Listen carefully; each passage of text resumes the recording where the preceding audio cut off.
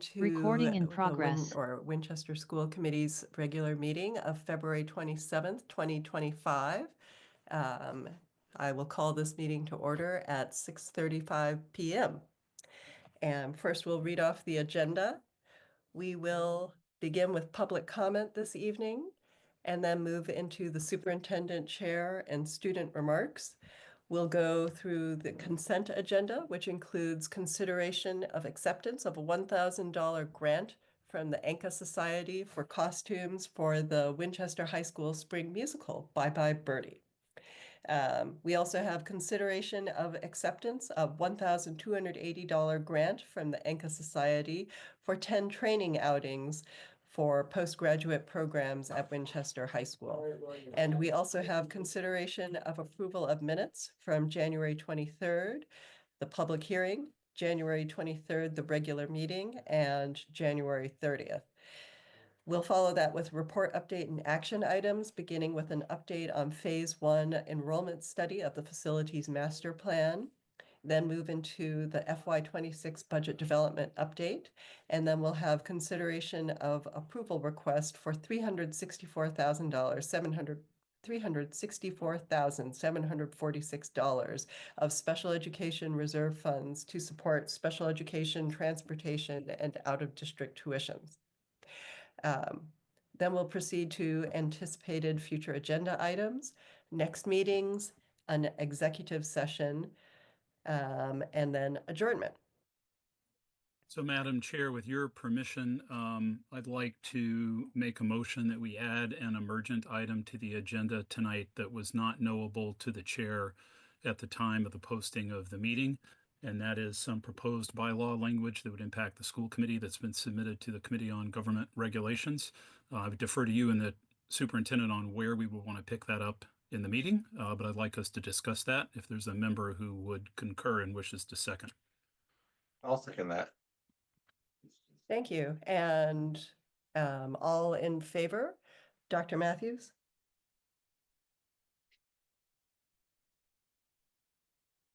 He's on mute. Oops.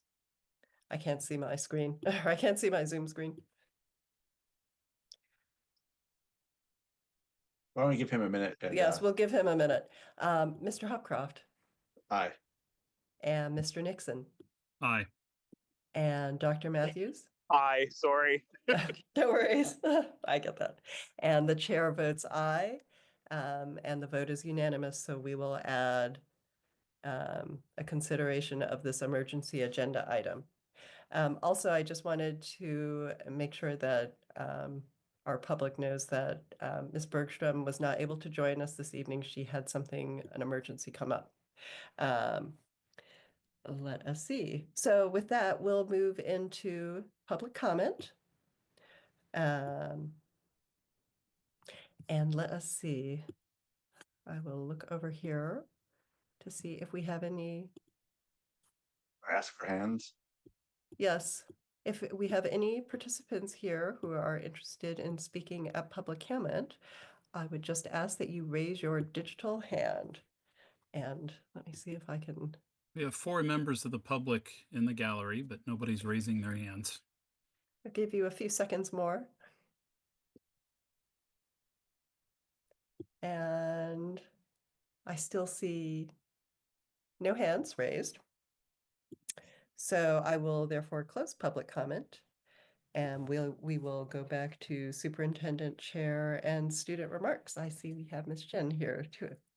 So, Dr. Hackett, would you like to kick us off? Sure. Thank you, Madam Chair. Good evening, everybody. We have a fairly full agenda, at least quite a bit of action items tonight. And we appreciate you adding the additional item as we were not aware until after the meeting had been posted that this was under consideration. So we'll have a recommendation for you when we get to that item. We are obviously back from February vacation. I think it was a good break. I think everyone needed it, and there had been a lot of illness going around. So I think it was perfectly timed for everyone to be able to kind of get healthy and get a break, get some rest, and come back ready to go. We are still in the budget calendar schedule, working on our budget. Tomorrow, the budget subcommittee will be meeting at 12:30. That's via Zoom, and they will be also meeting again next Wednesday. So the work continues. We are working internally and have been throughout the course of the February break on the level services budget, really trying to go through that over and over again. We had some additional information come in. Will likely be making some adjustments to that, and we've been building out the recommendations that go beyond the level services budget for both FY26 as for your consideration, which you will consider later this month, as well as for future years. So that's really been kind of what we've been up to. I've been able to get into some grade level meetings the last couple of weeks prior to break, and also last week, and hearing a lot of great conversations around different topics, including literacy at the elementary level. I was able to sit in on a English department head meeting as well as a social studies department head meeting at the high school, and I could have actually at one point joined both of those departments. One English department was talking about film class, and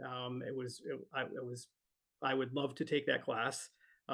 So when it was good to hear the kind of the work that's going on in both those departments. We've been working internally too. Central office has been meeting regularly to look at different items. We put out a central office update prior to the vacation week with the various items that we sent out to the full staff. We'll be doing another update next week.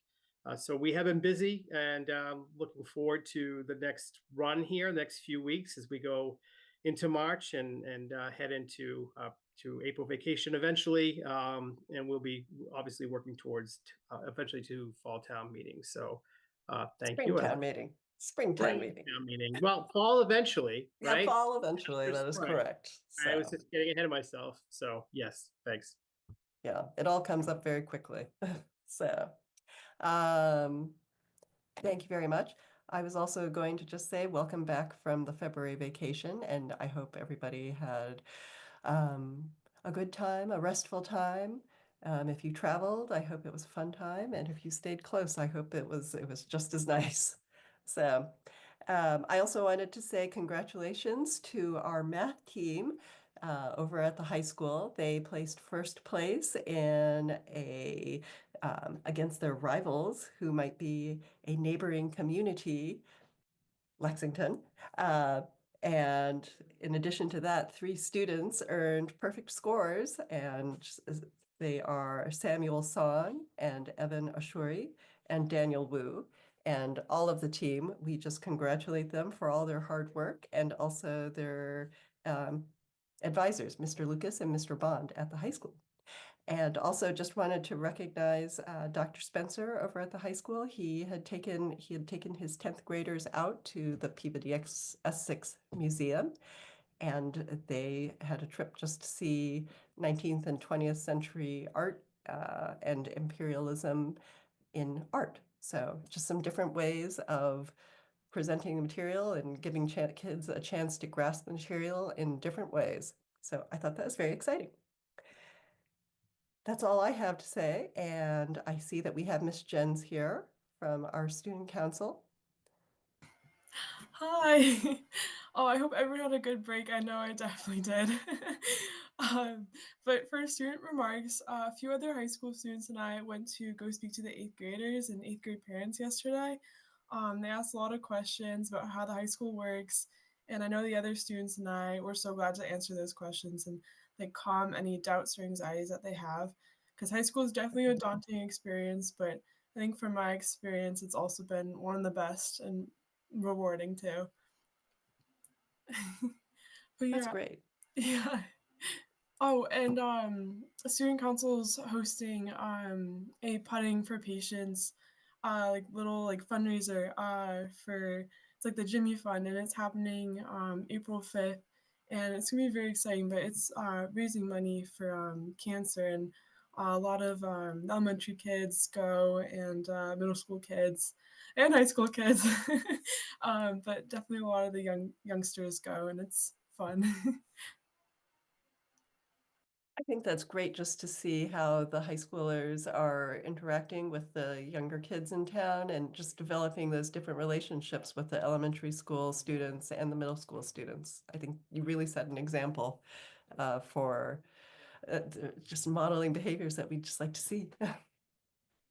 Oh, thank you. I know we're definitely going to be passing the torch on to them too. So it's full That cycle. I also know comes that's quickly. yeah. Oh gosh, no, it goes so fast. I feel like I was just a freshman yesterday. Yeah, really. Mr. Nixon, I see you are unmuted, so you have a question or anything? Well, well, I didn't raise my hand, but sure, if you prompt me, let me, I guess Well, I'll say, Michaela, this is at least the second year in a row you've done the panel discussion for parents, right, at the high school. I think you did it last year. Did you do it the year before as well? Yeah, I think this is my third year. Wow. So, so I want to say thank you for doing that. I think it is a fantastic event that we put on. I don't believe it happens in every district. I know the parents really appreciate it. I appreciated it when I was the parent of a rising freshman. It looked like there was a pretty good crowd last night, and it takes a lot of your time and the court, and you're doing that during the day as well because you go over to McCall and you're speaking to the students directly, right? Yeah. So the expectation is though you're still getting homework and studying done. So it takes a big chunk out of your day. And I want to say how much I appreciate your time for doing that. I heard from a certain freshman last night that we needed to get home quickly because there was homework to do. So but I'm really glad that you do this, and I know the parents really appreciate it. So I just want to thank you for that. Oh yeah, of course. It's my pleasure. I love talking to the younger kids, and I know they're going to be in my shoes soon, so it's definitely a lovely thing to do. Thank you. Any other questions from committee members or anything? I'll just echo the thank you. Ditto, I was going to say the same. Thank you very much for all of the support. Yeah, amazing. So, okay. So I guess next we'll move on to the consent agenda, which, well, I know I read it once before, but it contains consideration of acceptance of $1,000 grant from the Enka Society towards the spring musical Bye Bye Birdie costumes, consideration of acceptance of a $1,280 grant from Enka Society for the post-grad program at the high school for 10 training outings, and then consideration of minutes from January 23rd public hearing, the January 23rd regular meeting, and January 30th. I would move to pass the consent agenda. Do we have a second? Second, Thank you. All in favor? Dr. Matthews, aye. Mr. Nixon?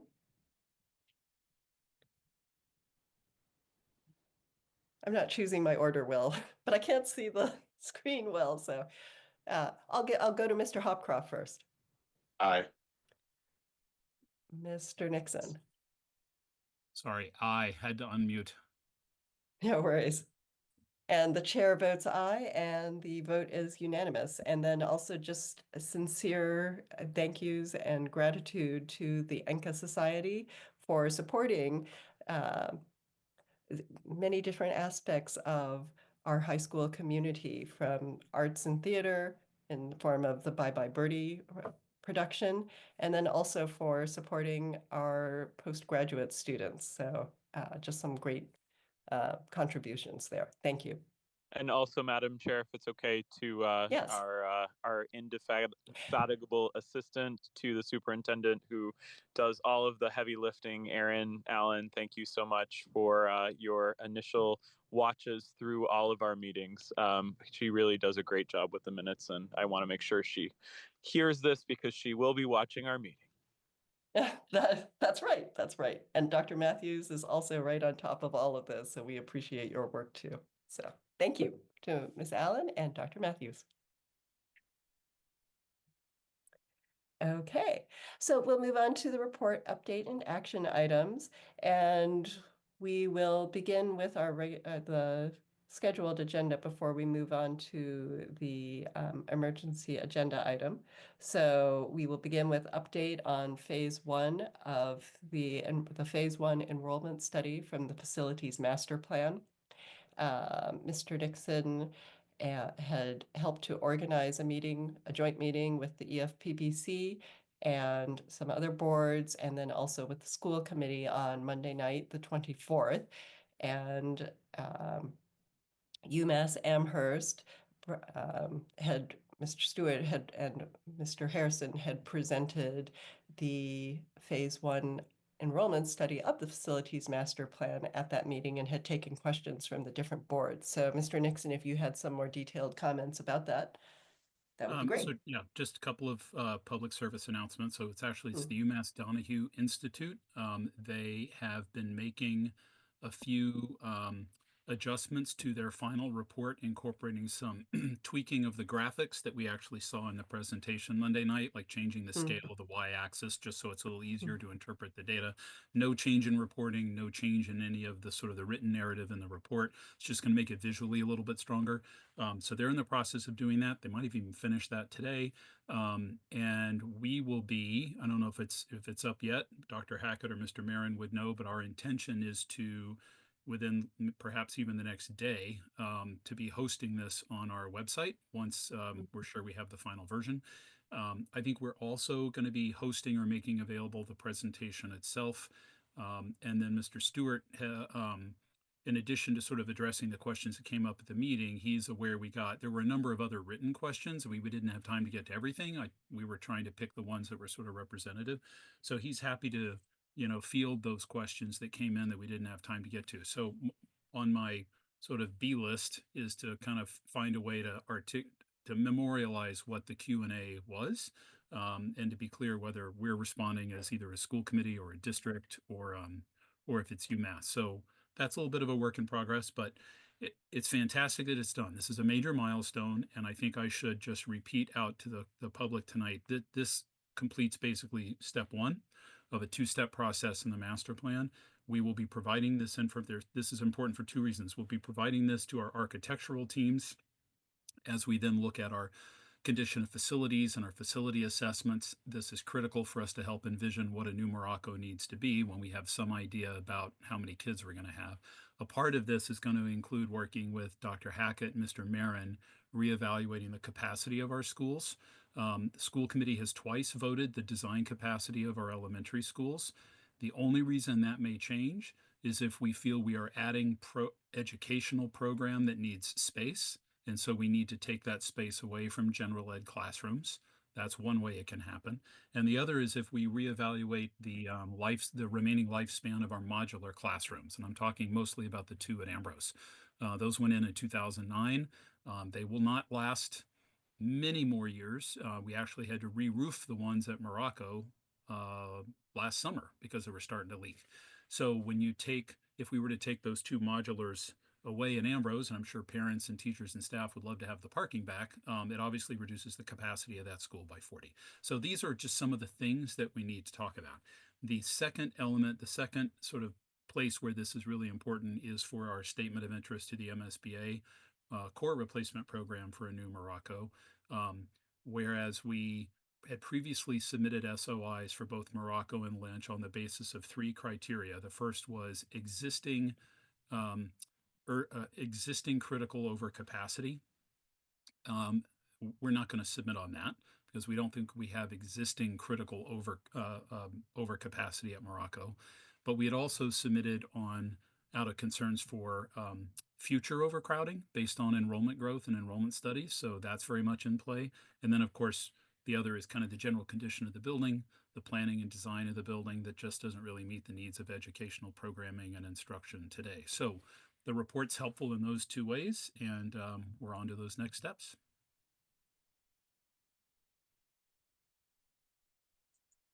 Any comments, Mr. Hopcroft? Yeah, I just wanted to chime in and say, what a great job the team did. I mean, this isn't EFPBC, but it was planning board.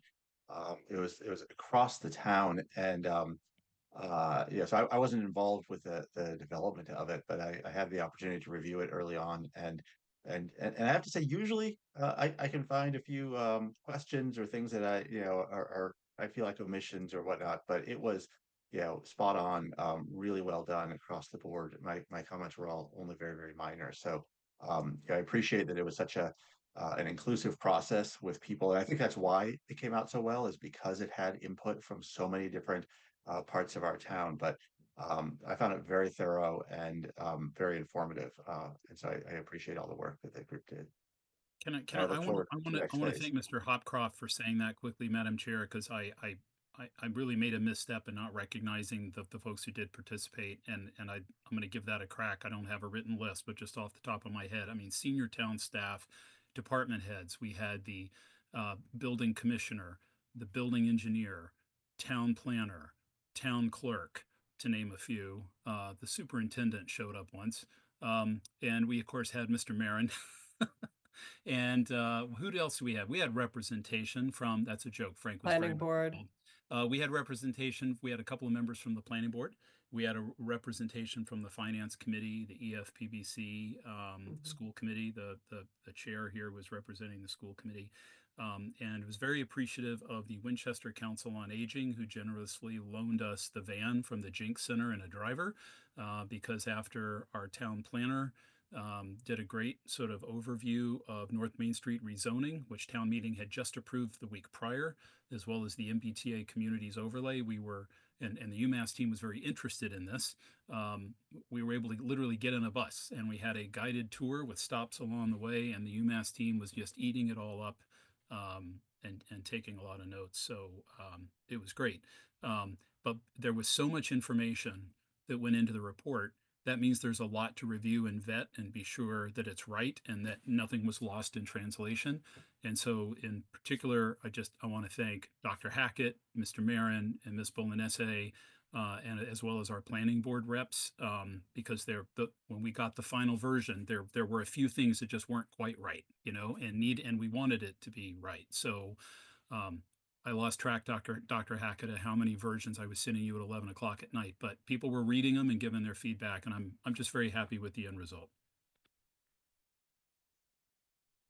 Yeah, I would just have to say it was great to take the trip on the van with the team and to hear the personal tour from Taylor Herman, our town planner. It was very informative and just really helpful to see the different developments in town, both what's in process and what's come before and what could be. Onward and upward. That's right. Any other comments? And I guess the only other thing I would say is I think it's great, very useful work. I just chime in on what Mr. Hopcroft was saying. And it was also, in addition to the tour being very helpful for understanding, the report was very helpful for just understanding better the macroeconomic trends that are affecting our community and impacting the environment, the school environment and the enrollment at our schools to come.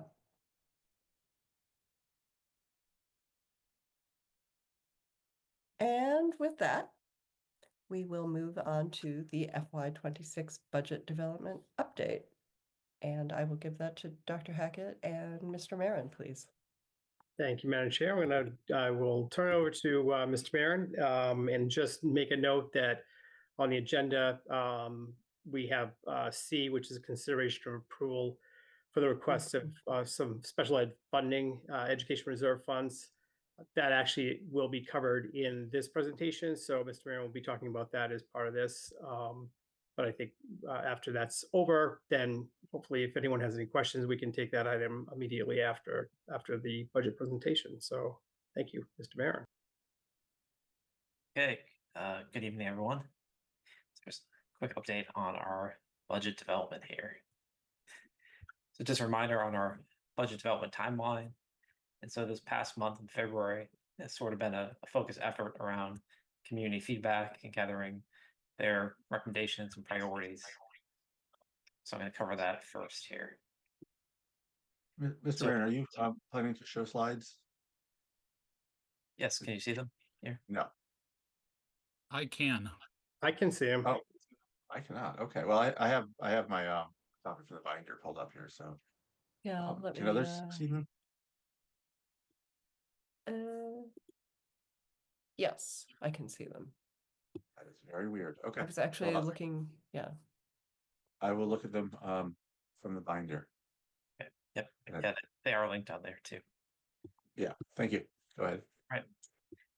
Yeah, so earlier in the month, we sent out a survey to the greater community using Thought Exchange. And it was posing the question of what should be prioritized for the school department's budget over the next 3 to 5 years. And so they had about 2 weeks to respond. And here are some final stats on that survey. So we had just over 750 participants, which generated 681 thoughts, which rolled into about over 30,000 ratings. So that's about 45 ratings per participant. And just a reminder, so the survey asks that question, and you can pose one or multiple thoughts. And then what it does is it will present you with thoughts from anyone else who's participated, and those participants can rate those thoughts. And you can rate them, it's rated in stars. And 1 star being that you disagree with what's being said, and 5 stars being that you strongly agree with that. That's those star ratings. And then the survey does, or the tool itself does note alignment. And low just means that there was sort of a lot of thoughts, and there's some overlap, but then there were some clear differences in what the community was requesting. And along with that, the question, which is that thought, we asked some demographic data. So here you can see that majority of those who took the survey are current parents, guardians, or caretakers within the district. And some folks fell into those buckets of a future parent or former guardian or a current community member. And then here's that split sort of amongst the schools. So you can see participation from all of our schools, including some from our out of district, and a few maybe kind of community members at large that are not affiliated with the school. And we also asked a question said, on a scale of 1 to 5, how satisfied are you with the current level of funding for the WPS budget? And it presents a favorability score. So out of all those folks that took the survey, and those who rated this a 4 or a 5, being very satisfied, that's about 41% of folks. And you can see on the left-hand side, it's sort of the makeup of those folks who voted very dissatisfied to very satisfied. And part of the tool is it leverages AI to help us sort of dig through the data and analyze trends and themes. And so this is a summary that the system sort of kind of spit out for us. And I put in bold some of those common themes in the community survey. Anything from smaller class sizes to focused efforts around curriculum, better technology and professional development, expanding language instruction. And then if I take you back to sort of the fall, around October, we sent out a similar survey to our staff, and that was asking for what their priorities were, or what their priorities are for the next budget year. And so what we did is look at the staff survey and the community survey and try to see where some of those themes overlapped, and then also what may have been unique about those surveys. So I'll run through just a few examples here. So we'll start with what was unique. And so on the staff side, there's obviously like a little more detail on some of the core components of schools, being there sort of on the front lines of those efforts. So there were some more themes around mental health support and SEL, intervention programs, supplies and materials, and then kind of equity across the schools. And then on the community survey, there's some more unique themes around advanced programs. So maybe those students are more advanced and looking for more advanced classes and being challenged. And then also some notes around school nutrition, where participants were calling for more nutritious meals or vegetarian healthy options. And so to end this piece, There was also a lot of common themes and overlap that we saw between both surveys. And one area was curriculum and professional development. So the need for curriculum improvements around literacy and math. Both showed a need for expanded PD programs. On staffing specifically, there was a note or desire to continue to attract and retain high quality teachers. The staffs emphasized the need for additional supports around special education or mental health. There were themes around co-curricular or extracurricular activities, specifically efforts around sports and the arts and humanities, and the value that they place in those programs for kind of fostering students' interests and their talents. And then lastly, a focus on technology and kind of the importance of integrating that within the classroom, and the perception that it experience. So I think that's the last slide on this. Yeah, I'll pause there. Any questions or?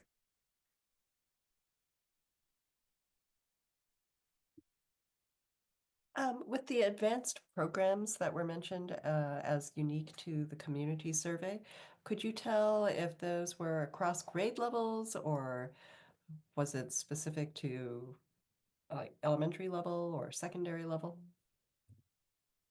Yeah, it's a good question. I don't recall. I could go back in and see where that paired with those demographics. Was it more folks at the secondary level or elementary? I can report back on that. Oh, wow, you can pair it up to the demographics. Very interesting. Okay. Mr. Nixon. Thank you, Mr. Marin. I am very interested in and a little puzzled by the feedback on class sizes, both from the community and from teachers and staff. Um, Let me just begin with a sort of a half full remark. Looking at the participation across the schools from the community, I think I'm happy to see the response rate across the 5 elementary schools was almost identical. If there was an outlier there, that would really kind of draw my attention. I did want to ask, so do we assume that the 2 sections of preschool are incorporated in the VO bar, and those that were at Lynch that are now at Parkhurst, they're in that bar, or were we not surveying preschool parents? Preschool was included, and it would have been at their respective school. Gotcha. Okay, thanks for the clarification. So then if you roll forward to where we first start seeing class sizes, actually it was that first one right there, the big paragraph actually. Can you go back one? Yep. There it is. So I'm naturally wanting to know, so who's saying that? Is this elementary community members who feel like we need smaller class sizes? If that's the case, then I have other questions. Is this or is this at the high school where you have some sections that are really low, you have some that are really big, even though we'd like them to be more evenly balanced, schedule issues come into play and kids have to eat lunch. And so it can be a challenge. Is it at McCall? I'd love to know where it comes from, but so that's just sort of your big summary. And then if you advance, Mr. Marin, to some of the staff responses I saw. There we get. Look at the bottom, equity, class sizes. So let's say if there are teachers at Lincoln or teachers in Ambrose that are concerned about class sizes, does that mean that they're concerned about equity in terms of class size within the building in which they work? Or are they talking to their peers at other schools and they have some impression class sizes are different? Or again, is this sort of reflective of class size concern at the middle school or the high school? I would just love to know about it, because class sizes, if we're going to substantially change or address class sizes, it usually means a pretty substantial investment. But it looks like maybe Dr. Hackett has an answer. Dr. Hackett. Oh, sure. Just a little bit more anecdotal. Mr. Mayor can go back into the data to look to see where some of these comments coming from. But I will say that I think we are seeing larger populations entering now the middle school and the high school. Actually, next year the 8th grade class going in the high school is fairly large. Talking to Mr. Mahoney a little bit today, just about the incoming ninth grade and some of the pressure that will now be placed on because of the size of the eighth grade coming in next year. In comparison to the outgoing senior class, high schools will be approaching some of the biggest enrollment numbers that it has had for a while. So I do know that when you look at certainly at different individual class sizes or courses, there are times when we are over 30, and that's unique to different classes, however. So just to be clear, it's a little bit by design. Part of it's how many sections of a particular AP class can you offer. Students want it depending on where it falls in the schedule. But the numbers are going to be going up a little bit more. I also know at the middle school where we also have felt some pressure around class sizes, particularly the seventh and eighth grade. So I think it's both. I think that it is secondary at the secondary level. At the elementary level, I think when we're talking about equity being different than equal, right? So it is where are the populations of our students who really need the most support. I think we have the distribution of our student population now in terms of the actual demographic, socioeconomic, and other factors is a little bit more widespread. But we certainly have a couple of schools that now, as you know, with both Lynch and Morocco being labeled as Title I schools, there's some additional support that I'm sure that people are feeling are needed. We do the best we can with making those adjustments. But as we know, Morocco was named as a Title I school, and we were given $1,000 more to take care of it. So I do think it's kind of widespread across the board. I think we need to dig down and a little bit more into some of that, because there's both class sizes, and then there's also classroom support. So how many adults do we have providing support within any particular classroom at any particular time is also kind of, from my perspective, and I think from central office's perspective, part of that conversation about how much support is in. I think it is related to intervention programs, as bulleted out on this slide. We know that there's a need for additional intervention in mathematics, for example, at the elementary level is something that we are hearing and exploring. So I do think it's a little bit more widespread than just at any particular grade level. But I don't know whether Dr. Alanema or Ms. Kirby want to weigh in on that at all. Not to put them on the spot, but that's my kind of perspective or kind of my read on it. Because when we look at the class sizes at the elementary level, we still have pretty favorable class sizes at the elementary level. But I think that the needs are different. So I think teachers are feeling that, and parents may be feeling that as well. Mr. Hopcroft? Well, I'd certainly be interested in just understanding more from the staff response.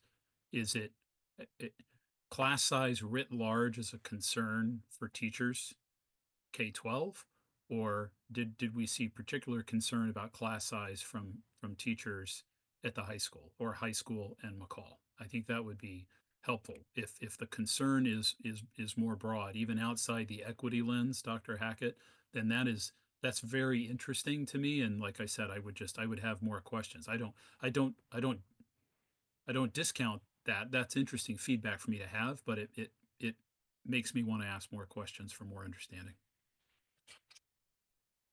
Mr. Hopcroft? So this is a great conversation. I love data, and I appreciate Mr. Nixon, your initial noticing that each of the elementary schools' response rates were very, very similar within, I don't know, 10 or 12 people, and like 1% or so. And so that's really great to see. I do share your curiosity to get a little bit deeper into the data and see, on the class sizes, at different grade levels. It's a really interesting question. I'm also curious, though, Mr. Marin, and maybe for future meetings, I don't want to put you on the spot here to dig down into the data, but just because we have an even distribution roughly of respondents from each of the elementary schools doesn't mean that we have equal priorities in the list of consensus or non-consensus items between the families and the teachers. And so it would be helpful if we could, if it's relevant, and you could look in the data and just tell us if there are um, uh, if there are any categories where there's a noticeable difference between the schools. But as I look at mental health support and social emotional learning, and the whole list of things here, I wonder, is that the same at one school versus another school, or are there things that we can learn from the data that may be different, by school? So and by you know socioeconomic status, by any other variables that we might have in our data set, just to see, and again, I think just if you could just do a scan and just say, hey, everything's within the same kind of range that our response rates were, then I'd say, okay, there's nothing there. But if you see anything that's anomalous, there's more of something at Lynch and Morocco than at the other schools, or less of something at Lynch and Morocco, for instance, there's some correlations there that would be really interesting as we go through the process and think about, again, we don't necessarily need to provide, equal to every school. Some schools may need additional kinds of support in different areas, and it'd be great to get that kind of granular cross tabulations of our data, since this tool, I think, gives us the ability to do that. So it's more of a request for a future, maybe one of the budget subcommittees, or one of the future meetings, but just to take a scan across the data and see if you see anything that would give us deeper insights. But I love this otherwise, and I appreciate the work you're doing. Mhm.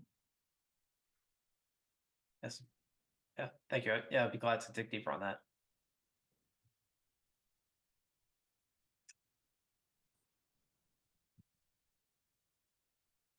Oh, Dr. Matthews. Thank you, Madam Chair. And I just wanted to thank Mr. Marin for the work that he's done on this. It's really helpful to be able to gather these data. I'm also a data nerd, and I'm enjoying this. I think actually, as always with these things, it probably raises more questions, at least initially, than it answers. And that's what I've heard from the other comments that folks on the committee have made tonight. I just wanted to quickly say, without belaboring the discussion too much, that I do wonder whether folks were, because I personally did go through and try to read as many of the thoughts as I could. And one of the things I did notice about class sizes is that people were, I think, saying that they wanted to maintain a favorable class size in some cases. I know that's not necessarily what everybody was saying, but there certainly was, some level of commentary around the idea that we should try to maintain, especially the elementary level, favorable class sizes that we have, at least in some of the feedback that I saw. And I guess my question for Mr. Marin is, did you, I know that you were mostly trying to deal with summaries and getting these surveys summarized, but is that something that you also saw? Because I have a follow-up comment if you can kind of confirm that for me. Yes, that's correct. I can share a quick summary on how we can interact with this tool. I kind of bring this over here now. Let's see. Quick summary that he just put together, I would just say. So Yeah. I was wondering. And so you can see, so it is really looking at like the term class size, right? Kind of in the aggregate. And you can see it exactly as Dr. Matthews mentioned, kind of anything from like hiring staff to this last one, making sure to help keep class sizes low. And so this is breaking it down by elementary, and then what was sort of rated at the secondary level. So I can give you a minute to look at that on screen. And Tom, I'm not sure if you're seeing that. I can share it with you. I can't see it, but if you could shoot me a link, that'd be great. Sure. I don't know why my Zoom just isn't showing anything. I know at the top of your Zoom, you might have two options to see my screen or see me. You see that? But I will look. Yeah, so while we're looking, I just want to call attention to the third bullet that's currently on the screen. Smaller class sizes mean more connections and attention to individual students.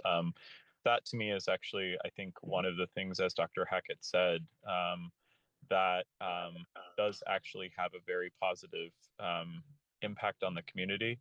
And it's also something that's, greatly discussed at town meeting in the comments that are made by the finance committee. There's been, we've obviously committed as a district to the 5 neighborhood schools and sort of maintaining the efficiencies of kids getting to school and being in their own neighborhoods around doing that. But it also means that it's challenging sometimes to do a perfect allocation, because we educate all comers. And so people who are coming in to our schools don't always fit in the most exact or optimal ways, and might have needs that need to be served by configuring classrooms in a certain way. And there's been a lot of discussion at town meeting in prior years around the idea that we might be able to find a more optimal way to maximize class sizes. And I think one of the things that really struck me, I was interesting that Mr. Nixon made this point, because it was one of the things that sort of struck me about the data, was that it felt like very clearly the community was saying that they value in some ways the structure that we have now. And when they're challenged by it, it's because they feel that our class sizes are too high. So I'm glad to see these data, Mr. Marin, put up on the screen in this way. And I hope that we can continue to do some of these sort of deep dives into issues, because there's a couple of other things I won't get into tonight, just for the interest of time, that I'd love to follow up on with you and see if we can use the tool in this way to get some more summary of thematic data. But thank you, and Dr. Hackett, for bringing this tool. I think it's been incredibly helpful. I'm also thrilled to see the level of engagement. I've been around public education for just a few years now, and over that time, I've honestly never seen this sort of efficiency, having had to run data collection processes myself. In some cases more than 10 years ago, the efficiency of collecting these data and really getting a pulse on the community it's been a wonderful addition as a tool to the work that we're doing. So thanks for that. And also that Mr. Mary can just pull together a summary of a question that we just asked, I think is pretty interesting. Amazing. And I would just point out, as Dr. Matthews was talking about the elementary schools, also that the need is also identified in the secondary schools. And I think Dr. Hackett had alluded to that as well. I guess in the occasions that I have heard from a few teachers at the middle school level, one of the comments that I have heard is that the class sizes are rather large, like going 25 and up. So I'm not surprised to see the comments here about large class sizes. So, and I do think, and I know that at the middle school, as at the elementary school and at the high school, it's very important to have that adult that you can, adult on staff whom you can develop that relationship and trust. And it's a very important time for all our kids at every level of development. So I can just imagine that all that more challenging when your class sizes are really large. So, Mr. Nixon. Yeah, just a couple of follow-on comments, and I appreciate everything Dr. Matthews said, and I thank Mr. Marin for sharing this. On the elementary range of the elementary excerpts that are on the screen, I just want to point out it can still be confounding, the more granular you go, because there's a comment up there towards the top, second one. I think class sizes are much too high, and yet at the bottom, just staffing to help keep class sizes low. So is there a perception that they're low and we need to keep up with staffing, or is there a perception that they're much too high? I struggle with that a little bit. I really appreciate Dr. Matthews highlighting, though, the third bullet, which I think gets to the marrow of this. Fourth bullet is interesting. Students get a much better education when class sizes are kept below 20. It's probably worth just making a public service announcement. Our class size guidelines don't go sub 20 for grades 3, 4, or 5. That's really for grades K through 2. So, I would love to know now even yet more, where did that come from? Is that from, grade 3, 4, 5 staff who would like to see us revisit class sizes? Or are these younger kids where from time to time we have hot spots? The other point I just want to make right below that in the next section under middle and high school. I see some comments here around moving to the 4 full teams at McCall. For the benefit of maybe a couple of our newer school committee members, that sentiment has been out there for quite a while. In the run-up, I would say around 2017, 2018, in the run-up to the expansion, the last expansion, I should say, of McCall, because we're always doing something, the E-wing expansion, which was in 2019. That was about creating the physical space for the kids that we had and the kids that we knew were coming. And then, of course, COVID happened. So when we talked about the potential for going to 4 full teams, we just didn't have the physical space for it. And so part of adding on to the building was to get us the physical space we needed, plus support space like an expanded cafeteria and so forth. And then with our enrollment drop associated with COVID, I feel like that sort of went away. But given what we just heard Monday night from UMass, I wanted to put that out there that this is not a new idea. It's been out there for a while, and maybe something we should seriously have to revisit someday.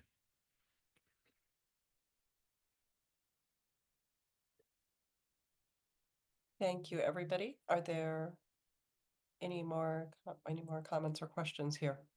Hey, Madam Chair, if it's okay, I just wanted to say Yes. one more thing. I think the other thing is that, again, I think it was sort of further up, but one of the things that I really noticed was the idea about tier 2 supports. And I know that we've talked a little bit at our meetings about response to intervention. And I think, one of the other things that we really have an opportunity around is to sort of increase our supports for kids who are running into challenges with core instructional time in the classroom and need differentiation of instruction. And so, I think we do really have to think about this class size concern in a more holistic way, and sort of, people's experiences can vary. So I just wanted to point that out as well, because I that was the other comment I wanted to note in that list and that I had noticed. I believe it might have specifically mentioned sort of providing more support for certain students and the lack of resources in order to do that, which I think is a real challenge we face. So thank you, and I will hold the rest for another time. That's a great point.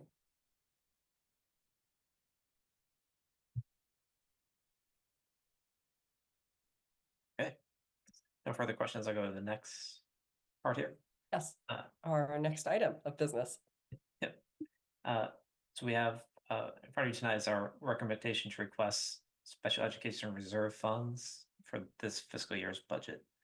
So if you recall, we've spoke to this a few times through our budget subcommittee. I believe we mentioned at the school committee the past few months. Sort of after town meeting voted our budget last May for fiscal 25, we received some news of new contracts related to our transportation contract, specifically for special education through our collaborative SEAM. So those rates went up about 35%. So we've been tracking it and sort of seeing where those settle as students come in the fall, and where those services are and what they have. And then we also had sort of a move in on the out of district side that was not anticipated during that budget. So on the top right, you can see where we are with our projections for those lines. And so right now we're projecting about an overage of about 257,000 for that transportation over what was budgeted, and similar on our out of district tuition, just over 107,000 for that line. So on the screen here is a motion to vote that. This process would be that school committee would vote it, and then we bring it to select board to vote it similar. And then we would work with the comptroller to access those funds and pay the remaining bills that we would have.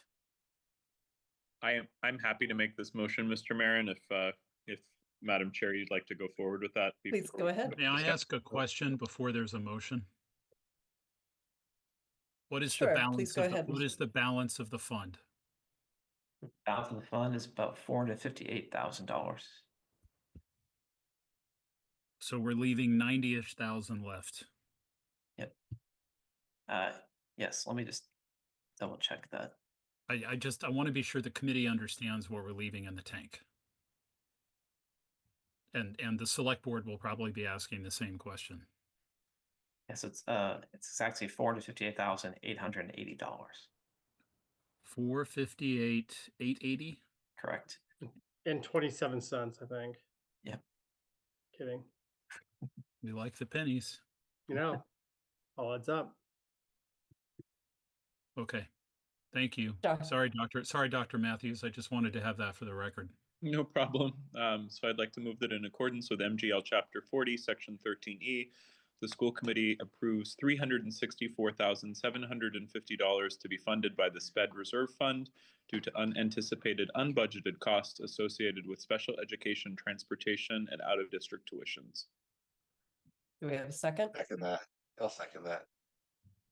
Can Thank I ask you. one more clarifying question before the vote? So this will go to the select Yes. board. This is the first Mhm. time, I believe, we've ever drawn on this account. So is this, to you, Dr. Hackett or Mr. Marin, if the select board approves, as I hope they do, does this just become a journal entry and then this moves into the sped line and the general operating budget? How is the money moved following an affirmative vote? Mr. Mayor Where does can it go? answer that. Yeah, so speaking with the town's comptroller, she feels the best practice would be for us just to treat it like almost like a reserve, like other reserve funds, revolving funds that we have. So we would look to encumber or pay an invoice directly, just using the current account that it's in. So it's tracked in Munis, and there's a organ object associated with that, and so we would pay directly from that fund. Okay, so it stays where it is in Munis, but there's an encumbrance, we encumber the 364,750, and so there's an upset limit in charging against it. Yes.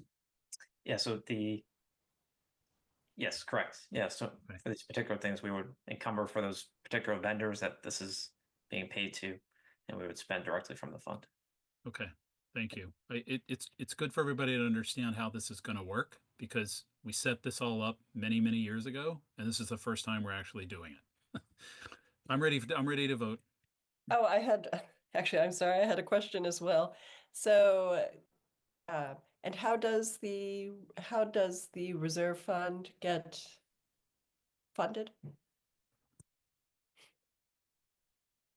Yes, so the last time we added to it, I believe, was FY 22, Dr. Hackett, when we had some excess circuit breaker funds. So it's typically those funds that have been sort of earmarked for special education, and through a vote of town meeting, we can put it into this reserves instead of going to the general fund. It's typically an article sponsored by the school committee that the town meeting has to approve. Okay, thank you. Just wanted to clarify. We were actually, with I think we were able to add to it a couple years in a row, partially because of ARPA and ESSER funds that we were receiving during the pandemic or immediately after the pandemic. So And is this interest bearing? It is, yeah. So last year, there was some overdue interest, and it added about $40,000 to this fund. That's fantastic. Oh, that's marvelous. not sure what they were Okay. investing in, but credit to the town. That's really fantastic. Yes. Very thoughtful. So we'll proceed with the vote. So Mr. Nixon, Aye. Mr. Hopcroft, Aye. Dr. Matthews, Aye, sorry, my mute was broken momentarily. I get that. And the chair votes aye, and the vote is unanimous. And we will now take this to the select board. Thank you. Okay, let me just see. Oh dear, my screen changed. Okay. All right, with that, we will now move on to consideration of the Town Finance Committee's recommendations to the Committee on Government Relations, which as they pertain to the school committee. Regulations. Do you want to just say a word about their decennial review and why they're even doing this? Yes, so the Committee on Government Regulations has undertaken a decennial review at the behest of the town meeting. And as a result, they're reviewing all of the home charter or the town charter of Winchester and going through all of the policies.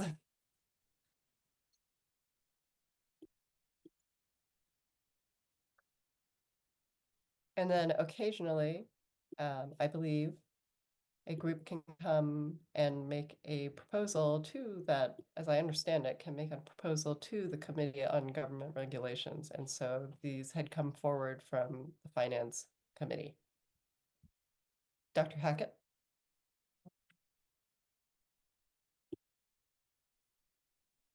Thank you, Madam Chair. I just want to call this up. So we received word that the Town Finance Committee had made a recommendation for some new language to the regulations, as already been discussed. My understanding was that we actually the Town Capital Planning Committee addressed this last night. There was some question as to who had actually received these recommendations. Just to be clear, that neither my office nor the school committee had received these recommendations prior to actually yesterday, and that was, I believe, late in the day. And just trying to have time to actually process what this was and to talk to some people about what it meant. What I'm showing you right now are the actual recommendations of from the Town Finance Committee as we understand them to be. We still have not really received, I believe this is the most current document. And I'm just going to show you real quickly. This is the actual town charter that does specify the role of the school committee under section 3.3. And you can just, I'm not going to read it for you, but it does have a section on powers and duties. I think it's appropriate and consistent with statute that what is written here actually. As you already know very well, the powers of the school committee under the statute are to set policy, to hire the superintendent, some other positions as well, including special education director and business manager, but also to, I guess I think I already covered them, to set policy, budget, and hiring of central office staff, key central office staff. So what I would just draw your attention to is that under the powers and duties that is spelled out here in the town charter, the school committee under B2, the school committee shall make all reasonable rules and regulations consistent with law, the administration and management of the public schools of the town. The school committee and the school department are unique as a town department, and it's set out through statute. You are essentially your own financial entity.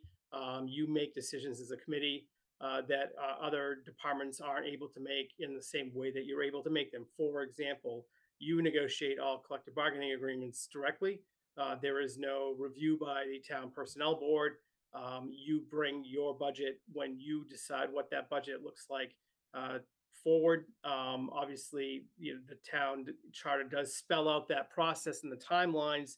The finance committee's budget is the one that goes to the town meeting, as you know, but you still have the opportunity as a school committee to present your case for a different budget if that happens to be the case. The last several years that has not been the case, but the town meeting actually votes the bottom line of your budget. They do not do a line item vote.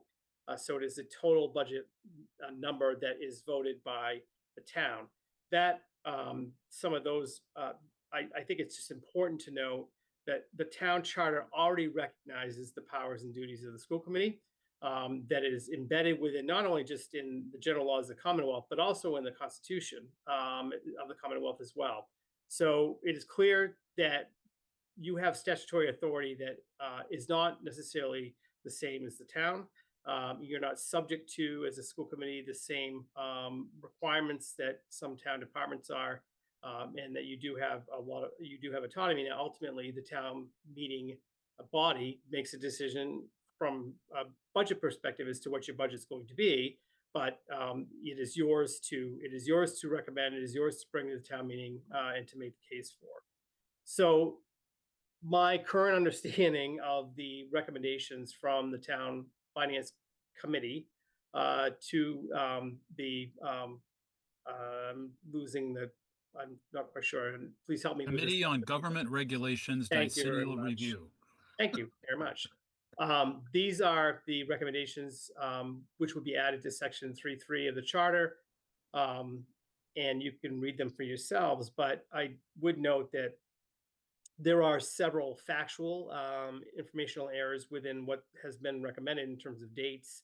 But what I struggle with is understanding really the purpose and the intent of these recommendations. And I'm not entirely clear on what is meant by the allocation model, and I don't want to speak for the town finance committee, but as you may or may not know, because this is a little bit of kind of more in depth than what what we talk about generally. We do file. You all know that we file an end of the year report with the state every single year. We do that in collaboration with the town. And one of the things that the town does is that they go through, and this is really through the comptroller, they go through and look at what has been in our indirect cost agreement with a town that had been actually been acted on and adopted quite some time ago. It is no question due for a review and potentially a renewal, which Mr. Marin has already actually has a scheduled meeting with Stacey Ward as comptroller to do that, go through that process, which was set quite some time ago, and that agreement spells out specifically how costs that are indirect, the costs that are not in our budget, the school committee budget, are to be handled. So costs that the town incurs as a result of supporting the school department, such as health benefits,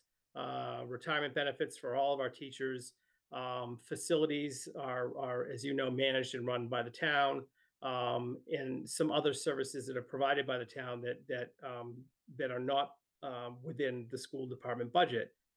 So that allocation model, I think that's what's being referred to here, but it really is the indirect cost agreement with the town, is spells out how those are to be allocated. That does need to be updated. As I said earlier, that work has already begun, but I don't really understand why that would be done. If that's what this is referring to in 4.2, I really don't understand why the indirect cost agreement would be reviewed and updated every single year. Certainly, whatever the agreement ends up being, which is as we understand the process, it would have to be approved by the select board and by the school committee, and then submitted to to Department of Elementary Education for their review and filed with them once approved. That sets up the percentages or however those costs are to be distributed, so that when we submit the financial end of the year report, we submit everything that we expend in all categories, from both operation budgets to grants to gifts to reserve accounts. Then when we are finished doing that, it is given to the town, and then the town goes through their calculations and they add the amounts that are spelled out within the indirect cost agreement to then put into the end of the year report, which is eventually submitted to the Department of Elementary Education. That is a public document. It's always been a public document. It's available through, we can certainly make it available. It's available through Town Hall because it is a joint submission. So it is readily available to anyone who would like to have a copy of it. And it truly is just an accounting for the expenditures for the fiscal year. It is also the dates here, and I'm not to get into the details of this, but the dates aren't correct, and we would not even really be able to meet some of these request timelines in terms of the dates and when we have the information. So, but more importantly, I just don't understand. I don't understand logistically why would be placed upon the school committee to have to actively provide this information to the town finance committee, the select board, town manager, when in fact we already provided through the comp controller, and it's just part of our every single year process. As you well know, the October 1 enrollment is readily available through the Department of Elementary and Secondary Education. We talk about it in public meetings every single year. We bring that information to you. This just feels like a requirement and a step that is not necessary. So it is not really clear to me what the intent is, and I don't know really how this would make anything more transparent, which I think is part of some of the rationale that was provided on this item. So I'm happy. I mean, certainly you should be having this conversation, but I'm just going to get to the end and tell you that I would recommend to you as a school committee that you vote on favorable action on these recommendations to this. So with that, I will mute myself, and I would do the best I can to answer any questions. But again, I am seeing this relatively within a day or two. So. Thank you very much for the information, Dr. Hackett. I'd just say that my initial impression is that it sounds very redundant to processes that we already have in place and information that is already publicly available. Mr. Hopcroft. Yeah, no, I tend to agree with you, Madam Chair, and Dr. Hackett. A couple just sort of common sense observations. I mean, a lot of work goes into preparing the end of the year report and collaborating with Town Hall on that. And I'm a big, I talk about I love data. Well, I also love a single source of data. And so creating multiple sources of data, not only does it use additional work cycles that we're already very thin on staff. I don't see a proposal here to hire additional staff members to do additional work that we're already doing. But it just introduces human error. When you're running basically the similar processes multiple times to produce a second set of data that you're already reporting. It feels redundant, introducing errors, creating extra work. There's already a lot of good work being done. So, I would, for those reasons, but then also, as a school committee and for future school committees, it's not prudent for us to limit the flexibility and the authority of the school committee. Getting to Dr. Hackett's initial points, I think our responsibilities are pretty well laid out, and so I don't see any reason why this would be in the interest of certainly the school committee, the school department, or even the town. So I would, initially before hearing discussion, concur with the unfavorable feeling right now. And I'll hold my judgment until I hear from our other members. Thank you. Mr. Nixon. So I have several things I want to share.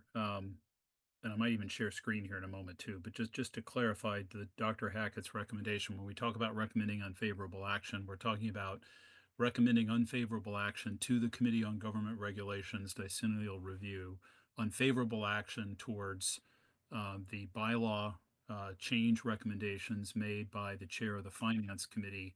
I believe it was on January 20th. I want to share and then, of course, but this committee needs to do their work, right? They may be hearing from others. There may be other items on their plate. I want to share with the committee that last night the Capital Planning Committee had a lengthy conversation about this.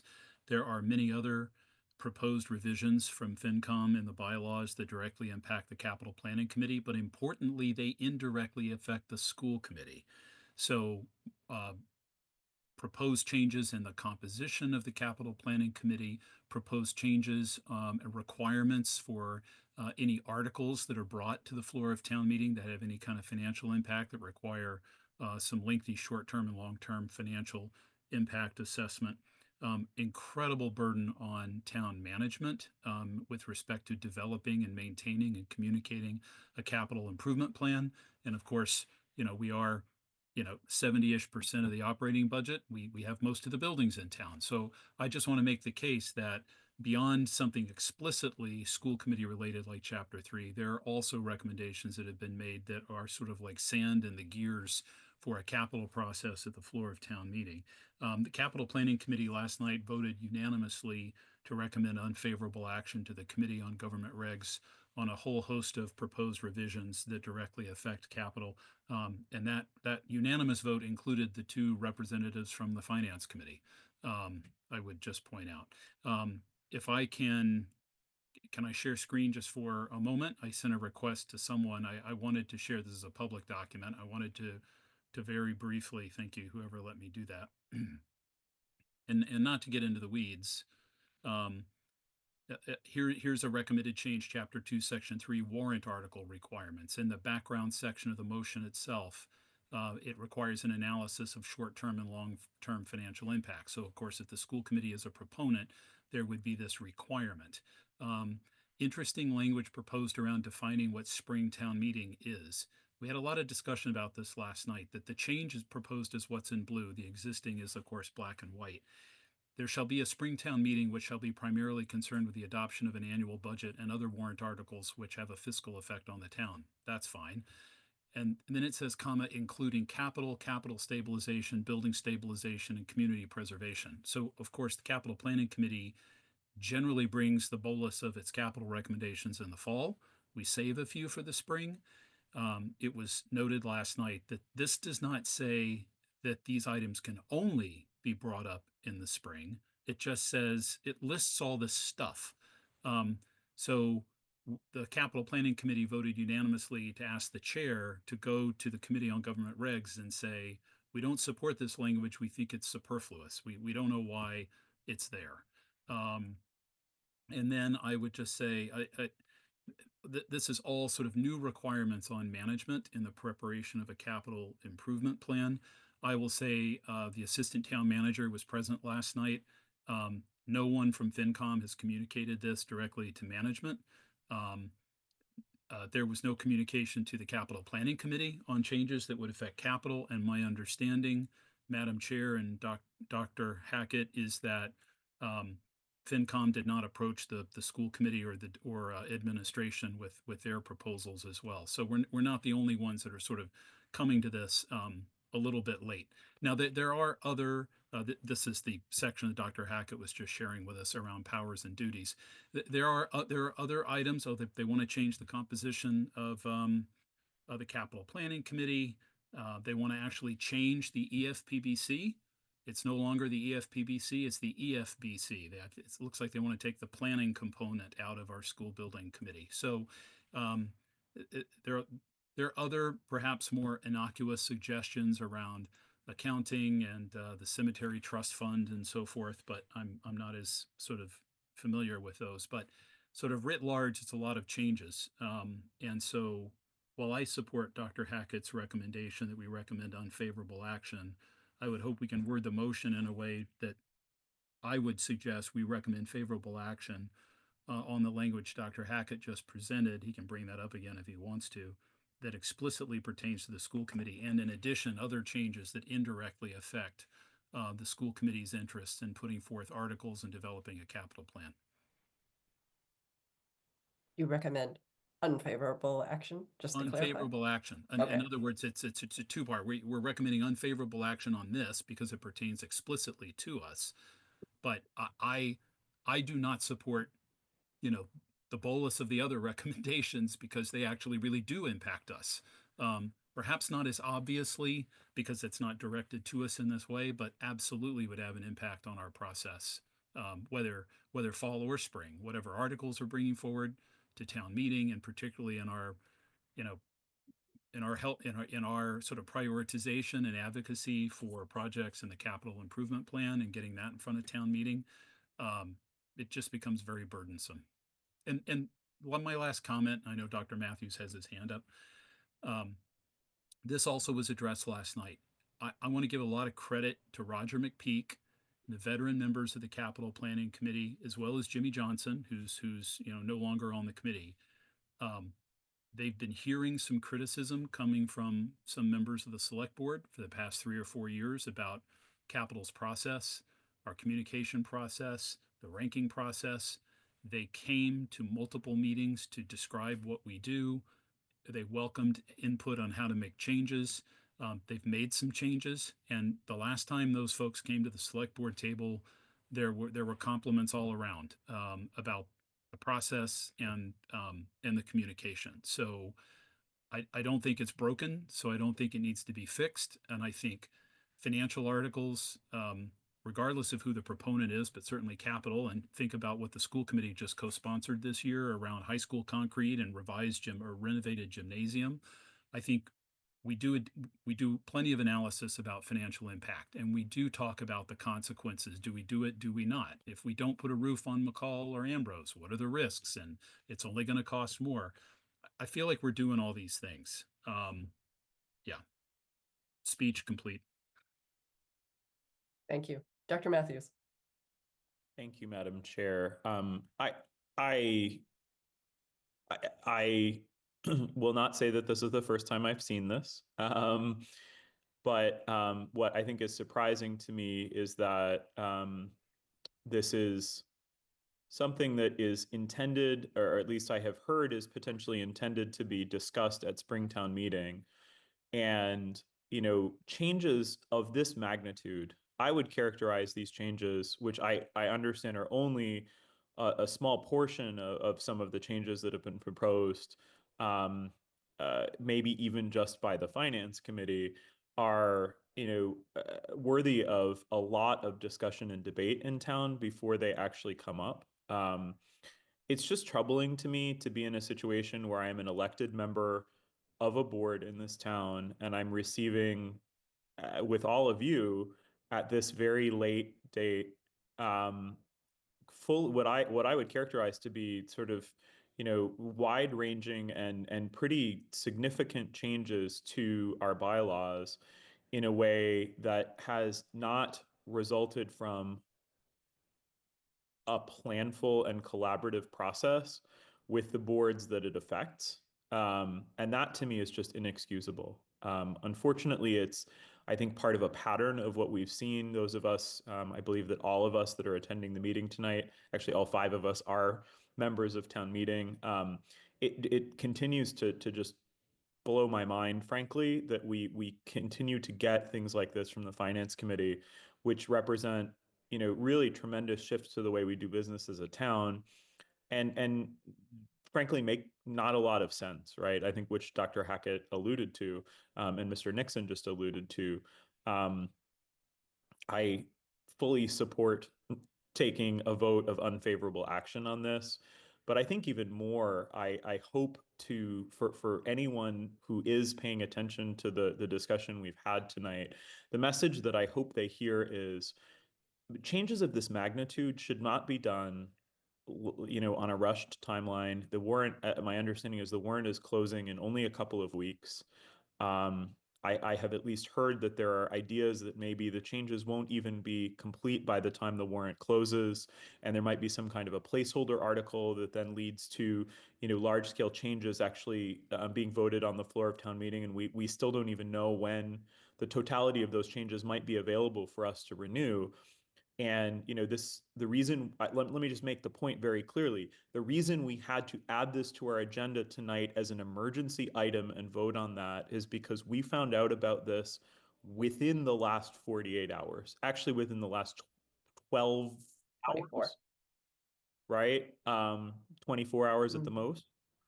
And that, it doesn't matter. Anything of this magnitude should never be handled in this way. And it as an elected member of a board in this town with financial responsibility that's implicated in this, the fact that it's coming to us in this way, in a rush, with massive changes, and we've never been consulted, even for our opinion, is just egregious to me. And I really hope that anyone who is watching us understands just how, I believe, out of order this is. So I am fully in support of voting unfavorable action, and I'd really hope that folks see what's happening here, and that the boards and committees that are implicated continue to discuss it, because I think it's a really, for a committee that is not elected, that is an appointed committee, to make changes of this magnitude without ever clarifying even what they mean, making errors that make it uncertain, and not consulting with the boards and committees implicated, I think is just egregious. Thanks. Thank you, Dr. Matthews. Mr. Hopcroft. Thanks. I thought I'd circle around again. I fully concur with all the remarks that have been said, and I just wanted to add my support for not only voting unfavorable action on this as it pertains directly to the school committee, but Mr. Nixon's suggestion that we also include as either part of the same motion or separate motion our unfavorable action on any other changes that are being made that could have an indirect impact, vis-a-vis our, facilities, our capital, or other things that, even though this is narrowly what's before us, I haven't even looked through all of those things because I haven't, hasn't been shared with me, but, but I find that equally troubling as well, that the sand in the gears argument. So, I would support that as well. So, Madam Chair, I just filled up 3 Post-it notes with a pencil, and I'm happy to throw out a proposed motion if you're willing to entertain it. Yes, and I would just agree with what the committee has been saying. I do not think that this has been a collaborative approach. It's not been a collaborative process with the boards that are going to be affected by these proposed changes. And really, these discussions should not be behind closed doors. People who are being affected need to be informed, and they need to be a part of the process to discuss that. So with that, Mr. Nixon. So I would move that the school committee recommend to the Committee on Government Regulations unfavorable action on the bylaw change proposals made by the Finance Committee in January, including Chapter 3 Powers and Duties of the School Committee, as well as the numerous other proposals affecting the Capital Planning Committee, EFPBC, and management's development of the Capital Improvement Plan. May I I'm just happy- add to the end of that, just as they relate to the schools, because there may be capital things that don't relate to us. But what they've proposed does, because it's writ large. It's capital improvement plan, and we're the biggest part of it. And in other words, Mr. Hopcroft, they're not proposing language that impacts the capital improvement plan for things that involve the schools. Like specifically, they're just saying it impacts the capital improvement plan, therefore it affects us. But what what does not affect us is, the Wildwood Cemetery Trust Fund, for instance. Right. How about as a friendly amendment to my amendment, as it could have a detrimental effect on the schools, or something that I just worry that some people in the community may look at this and say, why do they care about everything that capital does? How about this? Move to recommend to the Committee on, I'm not going to, just so it flows, move to recommend to the Committee on Government Regulations unfavorable action on the bylaw change proposals made by the Finance Committee in January, including Chapter 3 Powers and Duties of the School Committee, as well as the numerous proposals affecting the Capital Planning Committee, EFPBC, and management's development of the Capital Improvement Plan, as these affect the budget and project interests of the school committee. Yeah, just something to show that we're intending to stay in our lane and not go wild across town. I think that last part does it. Thanks. I'm happy to second if Mr. Hopcroft didn't explicitly do so or didn't Oh. want to do so. It's all yours, Dr. Matthews. Thanks. Thank you. And let me see. With that, we will take vote. Mr. Hopcroft, Aye. Mr. Nixon, Aye. Dr. Matthews, Aye. and the chair votes aye, and the vote is unanimous towards unfavorable action on these proposals. by And the Madam Finance Chair, Committee before we to the let you off Committee the on hook, Government Regulation. so that the chair of capital planning, I believe, is going to attend. I think the Yes. committee is meeting on the 3rd. That's what I've heard. Yes. Are you or Dr. Hackett available to kind of represent our discussion tonight? Are you able to be there to share this with them? I will make myself available, and I took copious notes. I appreciate And I appreciate that. We're all busy doing all sorts of stuff, especially this time of year, and this was not like on your plate. So thank you for being available to do that. I And serve at the pleasure of the school committee, just to be clear. So be my pleasure, actually, in this case. I think your introductory remarks, Dr. Hackett, were spot on. And your what you said and how you delivered it just keeps it incredibly simple. Thank you.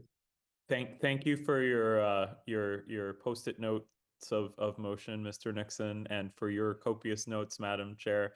and we're gonna get this conveyed in the way it needs to be conveyed. So thanks everybody for your work on this. I did appreciate Dr. Hackett's very eloquent comments as well. Yeah, Thank thank you. you I'm to very, everybody. very, very proud of the agility of our committee to, in 24 hours to go from hearing about something to having a vote on it. So thank you.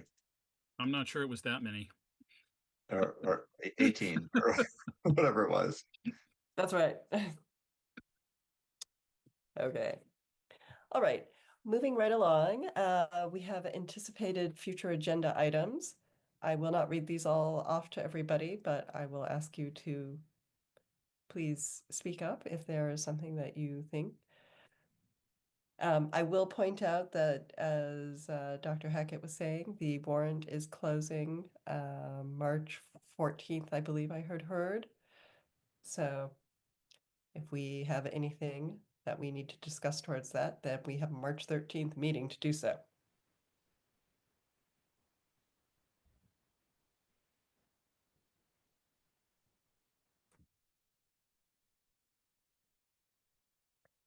Hearing nothing further on that one, then I will just say we have our next meetings on March 13th and March 20th. And then now we have an executive session. Purpose 3 is to discuss strategy with respect to collective bargaining as the chair declares that an open meeting may have a detrimental effect on the negotiating position of the committee. Can I add, before we go into the room, Madam Chair, I Yes. just have a request. I believe at our last school committee meeting, we voted, maybe we didn't. I know we had a proposal for the first day of school and then the last day of school. I believe we voted it.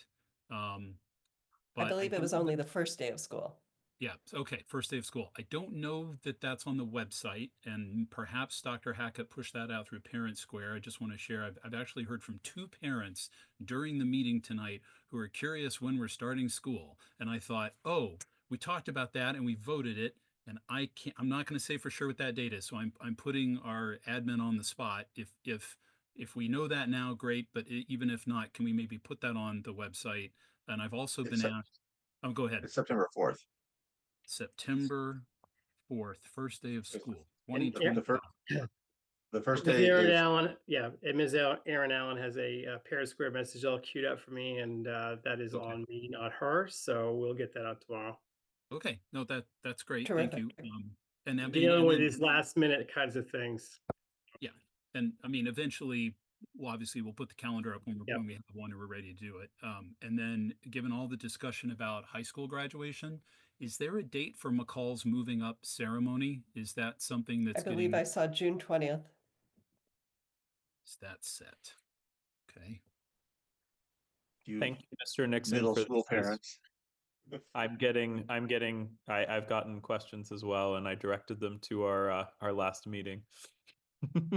I no longer I think have it's two. coincidence. I think there's some people who know, oh, the school committee's meeting. Are they meeting right now? Oh, I'm just going to send a text and I'll ask. So whatever. It's a good way to, it's just in time delivery, right? This is good customer service. I have so much respect for parents out there who have their act together so well that they need the dates to begin school, because I don't even really know what's going on next week. So my hat's off. I love it. Yes. Thank you very much. So with thank you for that clarification. And we'll look forward to seeing that on the website, Dr. Hackett.